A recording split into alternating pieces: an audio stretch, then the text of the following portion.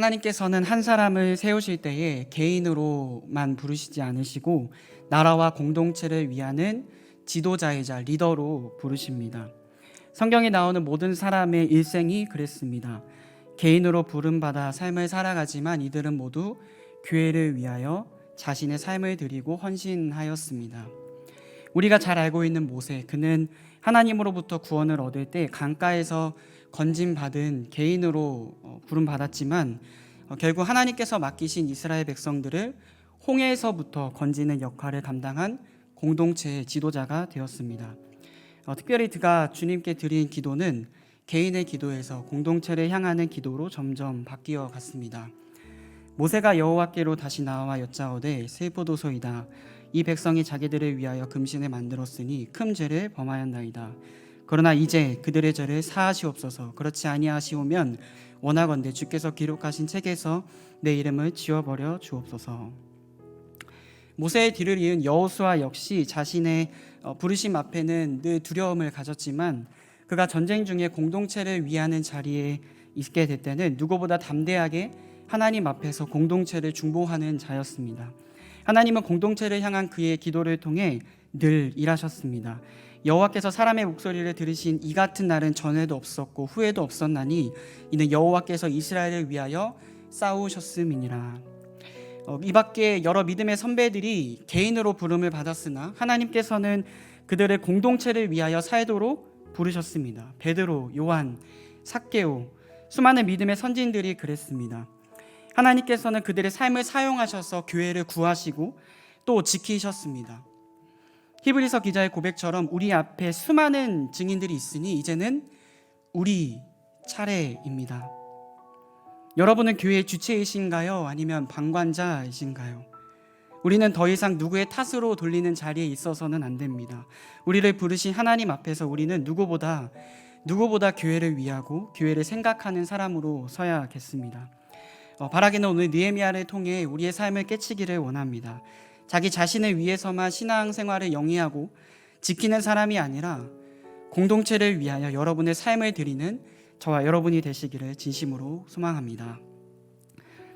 느헤미야는 이스라엘의 유다 민족이 바벨론 땅에 팔려간 그 시대적인 배경을 하고 있습니다. 느헤미야서는 에스라서와 맞닿아 있어서 그 배경과 실체가 일치하는데 첫 번째 사건인 에스라서에서 스룹바벨을 위한 성전 재건, 두 번째 에스라에 의한 영적 각성 운동, 그리고 세 번째 느헤미야서에서 느헤미야에 의한 성벽 재건이 바로 그것입니다. 유다 백성들은 바벨론에 속해 있었지만 당시 패권을 잡고 있었던 페르시아 나라, 그중 고레스 왕과 아닥사스다 왕에 의해 선처를 얻어 유다 백성들을 지킬 수 있었고 하나님은 이들의 삶을 공동체를 위해 사용하십니다. 1절에서부터 3절은 이렇게 말씀합니다. 하가랴의 아들 느헤미야의 말이라. 아닥사스다 왕 제20년 그슬루월에 내가 수상궁에 있는데 내 형제들 가운데 하나인 하나니가 두어 사람과 함께 유다에서 내게 이르렀기로 내가 사로잡힘을 면하고 남아있는 유다와 예루살렘 사람들의 형편을 물은즉 그들이 내게 이르되 사로잡힘을 면하고 남아있는 자들이 그 지방 거기에서 큰 환난을 당하고 능욕을 받으며 예루살렘 성은 허물어지고 성문들은 불탔다 하는지라. 느헤미야는 바벨론 땅을 통치하고 있었던 페르시아 정권의 고위 관리였습니다.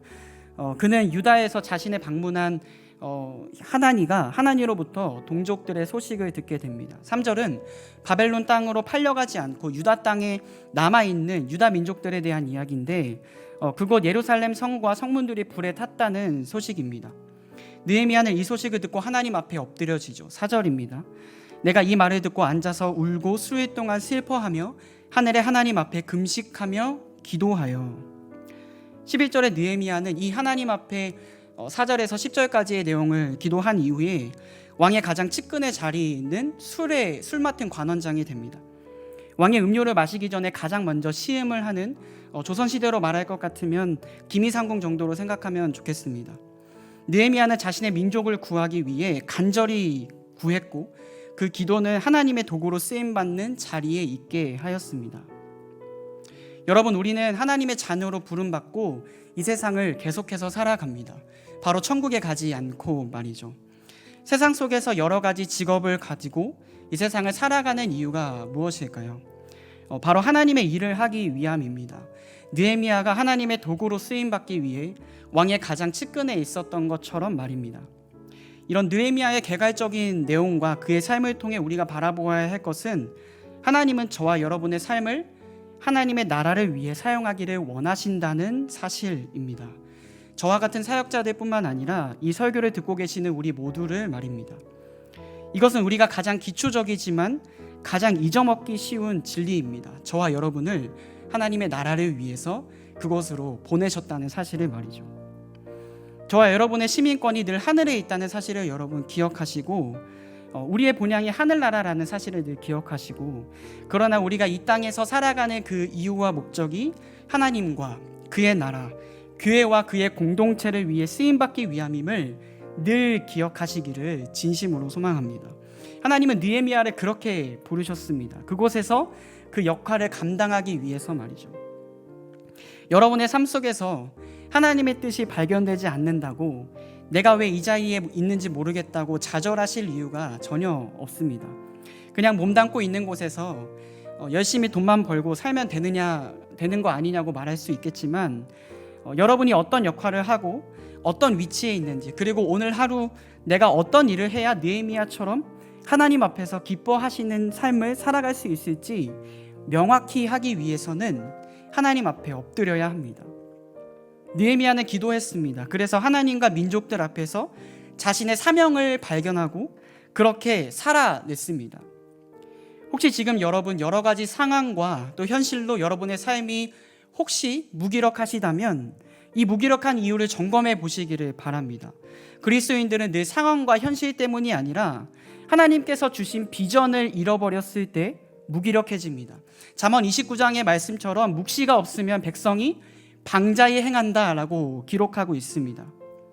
개인을 위해 어떤 목적을 위해 기도하는 것도 물론 중요합니다만, 우리의 무기력함을 벗어내기 위해서는 하나님의 뜻을 위하여 구하고 기도하는 일밖에 없습니다.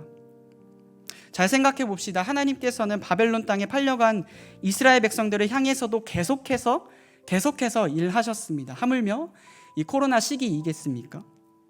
하나님께서는 지금 이 코로나 상황을 사용하셔서 우리를 어떠한 일을 하시기 위해 계속해서 일하고 계십니다. 바벨론의 나라를 빼앗긴 이스라엘 백성들과 우리 별반 차이가 없습니다. 하나님께서는 저와 여러분이 느헤미야처럼 살기를 원하십니다. 저와 여러분에게 느헤미야와 같은 마음이 진정으로 있으시게 되기를 소망합니다. 이제는 우리 느헤미야의 이 기도를 통해서 몇 가지 생각해 보고 싶은 것이 있습니다. 기도는 마음이 담겨져 있는 고백이기 때문입니다. 어떤 내가 무엇을 위해서 기도할 때 우리의 마음을 하나님께 아뢰는 그런 행위이지 않습니까? 때문에 이 기도의 내용을 확인하는 것은 그 사람의 마음에 어떤 마음이 있는지를 알 수 있습니다. 그는 무엇을 향하여 있는가, 무엇을 위하는가, 또는 무엇 안에 있는가, 이 세 가지로 생각해 볼 수 있을 텐데, 민족을 위해 눈물을 흘리며 금식하며 기도했던 이 느헤미야가 어떻게 하나님 앞에 기도하였을까요? 첫째로 그는 기도의 대상이신 하나님을 향해 기도하였습니다. 5절의 말씀입니다. 이르되 하늘의 하나님 여호와 크고 두려우신 하나님이여, 주를 사랑하고 주의 계명을 지키는 자에게 언약을 지키시며 긍휼을 베푸시는 주여 간구하나이다. 여러분, 느헤미야는 하나님께 기도하였습니다. 하나님이 어떤 분이신지 분명하게 알고 그분의 성품과 속성을 근거로 하여 기도하였습니다. 많은 사람들이 하나님께 기도한다고 하면서 하나님에 대해 정확하게 알지도 못하고 하나님의 이름을 부르지만 엉뚱한 신에게 구하는 것과 같은 모습을 많이 보입니다. 또는 하나님을 제한하여서 하나님의 일하심을 있는 그대로 구하지 못하는 모습도 우리가 많이 갖고 있습니다. 하나님을 제대로 알지 못하면 알지 못하는 신에게 기도하는 것과 마찬가지입니다. 느헤미야는 비록 이방 나라에 있어서 나라가 망해가는 슬픔을 눈으로 보았지만 하나님께서 어떤 분이신지를 분명하게 알았기 때문에 그는 하나님을 향해 초점을 맞추어서 하나님께 기도하였습니다. 하나님은 하늘의 하나님이십니다. 본문의 하늘이라고 표현된 원어적인 의미는 하나님의 나라라는 의미와 하늘이라는 두 가지의 의미가 있는데, 느헤미야가 살고 있는 이 페르시아 땅에는 보이지 않지만 온 땅을 다스리시고 이스라엘 백성의 영원한 나라의 하나님, 창세기 첫 장에서부터 시작되셨고 늘 우리와 함께 있으며 결국에 완성될 그 나라를 바라보며 지금 느헤미야는 하나님 앞에 기도하고 있습니다. 하나님께서는 참으로 온 땅을 다스리시고 또 우리가 거할 하나님 나라의 주인이시다, 이 마음이 느헤미야에게 있었던 것이죠. 또한 하나님은 크십니다. 주께서 생각하시는 깊이와 넓이를 그 아무도 헤아릴 재간이 없습니다. 하나님의 어리석음이 사람의 지혜보다 낫다라고 고린도전서가 기록하고 있지 않습니까?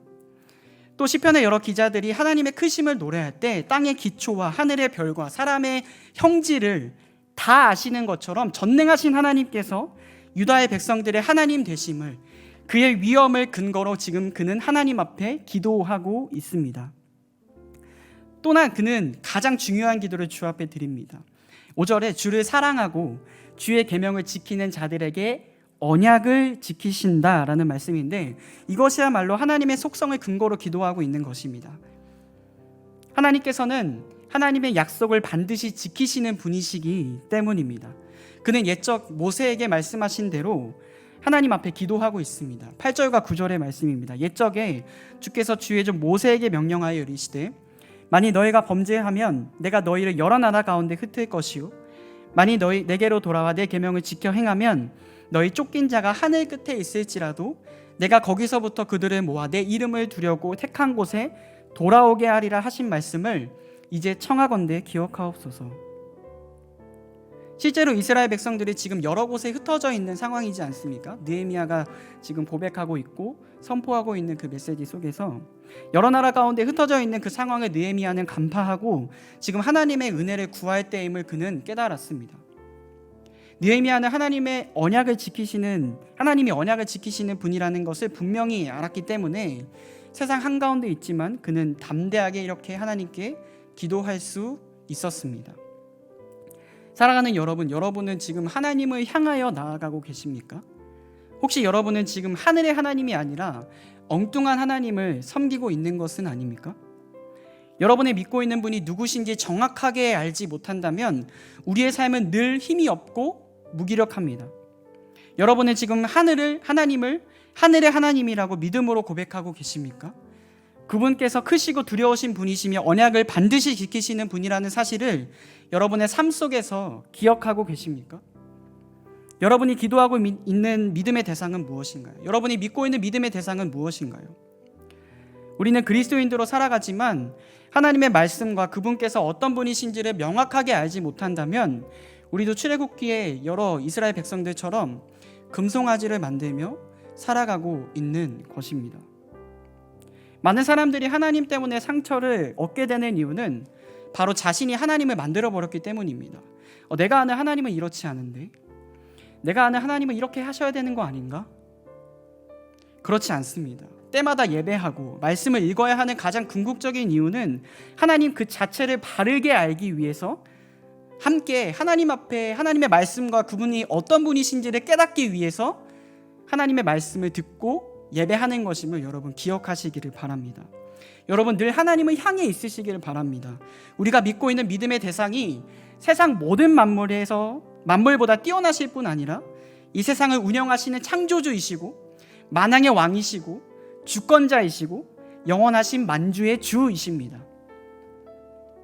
두 번째로 느헤미야는 믿음의 응답의 대상인 이스라엘 자손을 위하여 기도하고 있습니다. 6절과 7절의 말씀입니다. 이제 종이 주의 종들이 이스라엘 자손을 위하여 주야로 기도하오며 우리 이스라엘 자손이 주께 범죄한 죄를 자복하오니 주는 귀를 기울이시며 눈을 여시사 종의 기도를 들으시옵소서. 나와 내 아버지의 집이 범죄하여 주를 향하여 크게 앙을 행하며 주께서 주의 종 모세에게 명령하신 계명과 율례와 규례를 지키지 아니하였나이다. 그는 자신을 위하여 기도하지 않고 이스라엘 백성들을 위하여 기도하고 있습니다. 그는 이스라엘 백성들이 어떤 상황이었는지 이야기를 듣고는 그 죄를 자신의 죄로 여기고 자신의 죄로 가져오는 놀라운 기도를 하나님 앞에 드리고 있습니다. 이제 이스라엘 자손이 주께 범죄한 죄를 자복하오니 나와 내 아버지의 집이 범죄하여. 또한 6절 앞부분에는 그가 이스라엘 자손을 위하여라고 말하고 있으며 주께 기도하고 있는데, 무엇을 위한다라는 뜻은 목적을 나타내기 때문에 느헤미야의 마음엔 지금 이스라엘 자손이 주께 범죄한 것을 회개하고 구원함을 얻는 것을 가장 큰 인생의 목표로 삼고 있다는 것을 확인할 수 있습니다. 사랑하는 여러분, 교회의 문제와 타락, 그리고 크고 작은 어려움들 안에는 저와 여러분의 죄가 늘 포함되어 있다는 사실을 인정하시나요? 공동체의 죄가 곧 나의 죄라는 사실을 인정하였던 느헤미야처럼 오늘 교회의 크고 작은 문제를 나의 문제로 여길 줄 아는 모습이 저와 여러분에게 있게 되기를 진심으로 소망합니다. 왜냐하면 서두에도 말씀드렸지만 구원은 개인으로부터 시작되어지지만 그것으로 그쳐지지 않기 때문입니다. 하나님의 구원은 늘 공동체에 있습니다. 현대교회가 개교회 중심으로 그리고 개인 중심의 신앙생활로 전락해버리는 것은 사단이 가장 좋아하는 무기입니다.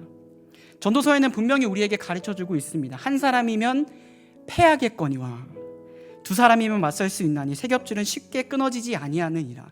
한 사람이면 집니다. 진다라고 성경이 분명하게 이야기하고 있습니다. 여러분, 지기를 원하시나요? 그렇지 않으시다면 교회를 위해서 여러분의 삶을 들이셔야 합니다. 무엇을 위해서 싸워야 할지 분간이 가지 않는 상황이 우리에게 늘 찾아올 수 있습니다. 그럴 때마다 옆 사람을 바라보시기 바랍니다. 옆 사람이 어떻게 믿음 생활을 지켜나가고 있는지를 바라보아야 합니다. 여러분, 한 사람이면 패합니다. 교회의 문제를 나의 문제를 여기는 모습은 반드시 필요합니다. 먹고 살기 바빠, 다른 사람에게 신경을 쓰지 못한다라는 이런 말들을 우리가 줄곧 하지만, 그러나 여러분, 이런 마음의 풍요로움은 돈과 그런 물질이 우리에게 가져다 두지 않습니다. 저와 여러분의 삶이 무엇을 위하며 어떤 것을 목적을 가지며 살아가느냐, 그것이 중요한 것입니다. 목표를 제대로 설정한 그리스도인들의 삶은 아무리 바빠도 기도합니다. 아무리 바빠도 봉사하고 아무리 바빠도 교회를 중심으로 삶을 살아갑니다. 그렇지 않은 그리스도인들은 바쁘다는 핑계를 수도 없이 대고 살아가죠. 여러분의 가치관이 공동체에 맞춰져 있지 않다면 돈과 시간이 아무리 많아도 절대로 교회를 섬길 수 없습니다. 교회를 위하는 삶을 살아가시기 바랍니다. 어떻게든 함께 하려고 애쓰시기 바랍니다. 그것이 개인이 사는 비결입니다. 세 번째로, 느헤미야는 말씀 안에서 하나님의 뜻에 맞게 기도하기를 힘썼습니다. 그의 기도 안에는 계명, 율례, 언약, 규례와 같은 단어들이 굉장히 많이 쓰였다는 것을 쉽게 확인할 수 있습니다. 느헤미야의 기도는 철저히 말씀 안에서 기도하는 기도였음을 확인하게 됩니다. 앞서 보았던 8절에서 9절 그리고 10절까지의 내용이 바로 그것입니다. 주께서 모세에게 말씀하셨던 그 언약의 말씀을 지금도 하나님께서 믿고 이루실 것을 신뢰하는 태도, 그의 기도는 절대로 이루어지지 않을 수가 없었던 백발백중의 기도였습니다. 10절입니다. 이들은 주께서 일찍이 큰 권능과 강한 손으로 구속하신 주의 종들이요 주의 백성이니이다. 때문에 하나님께서는 그가 수일 동안 금식하면서 울며 기도했기 때문에 하나님께서 그의 기도를 들으신 것이 아니라, 예수님께서도 구하라 찾으라 두드리라 말씀하시면서 가장 좋은 것 성령을 우리에게 허락하셨던 것처럼 그가 하나님 앞에 구하고 그의 응답을 얻었었던 이유는 그가 하나님의 말씀을 근거로 하나님의 말씀 안에서 기도하였기 때문입니다. 사실 우리가 구하는 것이 성령인가요? 그렇지 않잖아요. 그래서 우리가 의아하고 우리의 기도가 왜 맨날 안 들어지느냐고 답답해하는 건 아니겠습니까? 그의 기도가 성공적이었던 이유는 그가 하나님의 말씀 안에 있었기 때문입니다. 하나님의 뜻에 맞게 기도하였던 느헤미야의 기도는 하나님께서 들으시지 않을 이유가 전혀 없었습니다. 하나님의 뜻에 맞게 하나님의 말씀 안에 삶을 살아가고 있는지 한번 점검해 보시기 바랍니다. 9절의 표현대로 하나님의 말씀대로라면 쫓긴 자가 하늘 끝에 있을지라도 구원함을 얻게 됩니다. 벼랑 끝에 몰려있는 한 개인의 삶도, 교회도, 하나님께서는 자신의 말씀대로 하늘 끝에 있는 그 사람도 주님 곁으로 올 수 있도록 한다는 것을 여러분 늘 잊지 마시기를 바랍니다. 사랑하는 여러분, 하나님의 언약 안에 있으시기를 바랍니다. 교회는 그야말로 언약 공동체입니다. 태초에 아담과 하와가 맺으신 선악을 알게 하는 나무의 열매, 그 언약에서부터 은혜로 맺어지는 언약, 아브라함, 모세, 다윗, 그리고 예수 그리스도로 말미암아 주어지는 그 새 언약이 바로 저와 여러분에게, 우리에게 주어지는 놀라운 은혜입니다. 이 언약 안에 단단히 속해 있어야 합니다. 그래야 흔들리지 않습니다.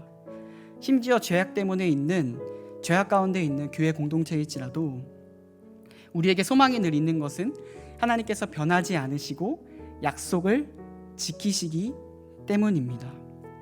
하나님의 언약은 그만큼 그 깊이와 넓이를 측량할 수 없습니다. 여러분, 점검해 봅시다. 여러분의 삶은 무엇을 향하고 있나요? 여러분의 믿음의 대상은 하나님이 확실하신가요? 여러분은 무엇을 위하여, 무엇의 목적을 두고 살아가시나요? 나 자신의 번영과 만족, 이 세상에서 즐길 것만 보고 그냥 살아가다가 주께서 구원하시는 교회 공동체는 뒷전인 삶을 살아가고 있진 않나요? 여러분은 무엇 안에 있으신가요? 힘이 없고 오래가지도 못하는 돈과 명예, 그러한 것들 안에 있으시다면 하루라도 빨리 말씀 가운데로 들어오시기를 바랍니다.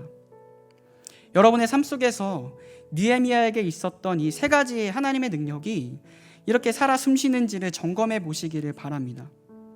어떤 사람은 하나님의 손길이 느껴지지 않는다고 해서 하나님이 죽었다라고 이야기합니다.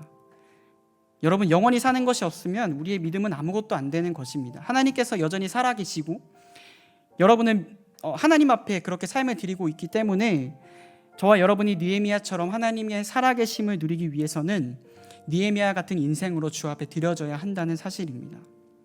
신앙에는 거저 주어지는 것이 하나도 없습니다. 여러분의 믿음을 보시기 바랍니다. 여러분도 지금 이 자리에 앉아 계시지만 누군가의 믿음을 전수받아서 지금 이 자리에 앉아 계시고 있는 거지 않습니까? 사랑하는 여러분, 여러분의 삶 속에 하나님이 살아 숨쉬시기를 진심으로 소망합니다. 기억하십시오. 하나님은 늘 살아계신데 저와 여러분이 느끼고 있지 못한다는 사실을 말입니다. 이러한 은혜가 여러분에게 늘 있으시게 되기를 진심으로 소망합니다. 그렇다면 느헤미야처럼 삶을 살아가기 위해서 우리는 어떻게 해야 할까요? 역시 세 가지로 함께 생각해 보았으면 좋겠습니다. 슬기로운 믿음 생활, 그 첫 번째는 먼저 하나님을 향하여 믿음으로, 이 세상을 믿음으로 살아나가야 합니다. 우리의 삶의 초점은 늘 하나님이어야 합니다. 소요리문답 1문에서도 고백하는 것처럼 우리 인생의 목표는 하나님을 영화롭게 하고 그분을 영원토록 즐거워하는 것이지 않습니까? 때문에 하나님께 나아가는 길이 여러 가지 길이 아니라 딱 한 길, 바로 예수 그리스도의 길, 그분의 길만 온전히 따라가는 것이 저와 여러분에게 가장 큰 목적입니다. 예수 그리스도께 초점이 맞춰져 있지 않는 삶은 모두 다 허상입니다. 하나님께서 부르신 부르심의 상을 위하여 달려가는 길은 하나님께서 보여주신 그 길밖에는 없는 것입니다. 여러분의 삶의 초점이 하나님께로 맞춰지고 있는지를 점검해 보시기를 바랍니다. 하나님께로 나아가기 위해 공부하고 있는지, 하나님께로 나아가기 위해 열심히 일을 하고 육아를 하고 지친 몸을 이끌고서라도 어떻게든 기도에 힘쓰고 하는 그 모든 일들이 하나님께서 보고 계시는 일들임을 여러분 믿으시기를 바랍니다. 그런 자에게 누려지는 은혜가 무엇입니까? 바로 하나님 자신을 얻는 놀라운 복이죠. 느헤미야는 그야말로 하나님께 초점을 맞추면서 살아왔던 사람이었습니다. 페르시아라는 나라의 속국에도 이방 문명의 신들과 여러 유혹들이 많았을 텐데 하나님만을 바라보는 은혜가 그에게 있었던 것이죠. 우리도 이러한 상황 가운데서 늘 하나님께만 초점을 맞추어 나아가야 합니다. 우리가 하고 싶은 대로만 한다면 우리는 주님의 제자가 아닙니다. 하나님께서 지금 여러분께 말씀하시는 그 음성에 귀를 기울이시길 바랍니다. 마스크를 씌우시고 잠시 관계의 거리를 두어서 지금 여러분이 하나님과 함께 해나가야 할 것은 여러분의 삶의 패턴을 정리하고 점검하는 것입니다. 혹여 멈추는 것이 필요하다면 멈추시기를 바랍니다. 잠깐 멈춘다고 해서 여러분의 삶이 크게 달라지진 않을 것입니다. 어떻게든 하나님께 초점을 맞추시기를 바랍니다. 둘째로, 지금 나는 하나님의 말씀 안에 있는지를 점검하시기를 바랍니다. 말씀 안에 없는 자는 힘이 없습니다. 우리는 말씀으로 지어졌기 때문입니다. 말씀으로 세상을 살아가는 사람들이기 때문입니다. 특별히 기도하실 때 여러분이 개인의 자리에서 기도하실 때 여러분 하나님의 말씀을 기반 삼아 기도하시기를 바랍니다. 아이들에게 하나님의 말씀을 계속해서 암송하게 하는 일은 자연스럽게 하나님 안에 있게 되는 놀라운 은혜를 허락하실 것입니다. 또한 십계명의 이런 말씀들을 잊지 마시기를 바랍니다. 하나님께서 우리에게 주신 준칙입니다. 바랄 수 없을 때라도 말씀이 무엇이라 말씀하시는 데에 초점을 맞춘다면 우리의 신앙이 더욱 건강해질 것입니다. 말씀보다 위대한 것은 없습니다. 말씀이 우리를 살립니다. 하나님의 말씀 안에 거하십시오. 그것이 저와 여러분을 살리실 것입니다. 마지막으로 이 모든 일을 하나님의 나라와 교회를 위하여 여러분의 삶을 드리시기를 소망합니다. 여러분의 삶의 목표는 무엇입니까? 삶의 방향과 겨하는 초소가 정해졌다면 이제는 매일같이 어떤 원동력으로 살아갈 목표가 정해져야 합니다. 우리의 목표는 하나님의 나라와 교회를 위한 것이 되어야 합니다. 하나님의 나라를 위하여 사는 것은 일반적인 문구라 사실 우리가 쉽게 받아들일 수 있을지 모르겠습니다. 그러나 교회를 위해서 여러분 삶을 드리라는 것은 여러분 어떻게 들리실지 모르겠습니다. 그러나 교회가 궁극적으로 하나님의 나라입니다.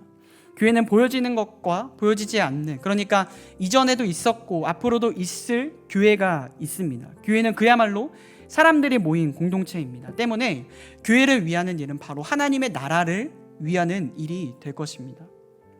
하나님께서 우리를 부르실 때는 한 사람으로 부르시지 않았다고 말씀드렸습니다. 우리를 교회라는 공동체로 부르셨습니다.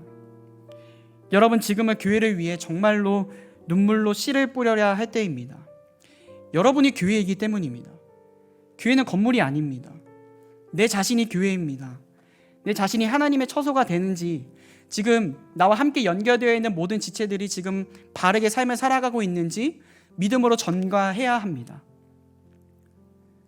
앞에 있는 저와 목회자님들만 아니고 여기 함께 나와 있는 예배팀과 준비하는 사람들만이 아니고 지금 함께 영상으로 예배하고 계시는 여러분들도 교회입니다. 지금 이 시간에도 전 세계적으로 예배하고 있는 모든 교회들도 역시 교회입니다. 여러분 교회를 위해 울어야 합니다. 교회를 위해 여러분의 삶을 드리셔야 합니다. 교회를 위해 여러분 헌신하셔야 합니다. 바라기는 느헤미야처럼 여러분의 직장과 학교에서 하나님의 나라를 위해 어떤 일을 해야 할지 늘 하나님께 구하시기를 바랍니다. 더불어 우리의 모든 목표가 하나님의 나라와 교회를 위한 삶이 되어야 합니다. 교회를 위해 목 놓아 울며 자백하고 교회의 문제를 내 문제로 여기지 않는다면 누가 교회를 살리겠습니까? 내 탓 아니고 저 사람 탓이다라고만 말하면 누가 그 책임을 지겠습니까? 지금 예배하는 저와 여러분이 그 책임을 져야 합니다. 하나님께서 우리를 바벨론 땅에 넘기실 때는 그만한 이유가 있으셨습니다. 회개하고 자백하라는 주님의 뜻이겠죠. 어쩌면 이 시기가 그런 시기일지도 모르겠습니다. 저와 여러분에게 이 메시지가 정말로 도전이 되시기를 바랍니다.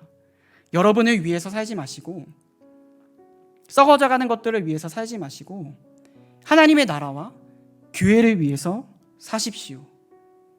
그것이 저와 여러분에게 복입니다. 주님은 겟세마네 동산에서 마지막으로 기도하러 올라가실 때 세 제자와 함께 가셨습니다. 베드로와 세베대의 아들 요한 그리고 야고보였습니다. 예수님은 슬퍼하셨습니다. 이에 말하되 내 마음이 매우 고민하여 죽게 되었으니 너는 여기 머물러 나와 함께 깨어 있으라.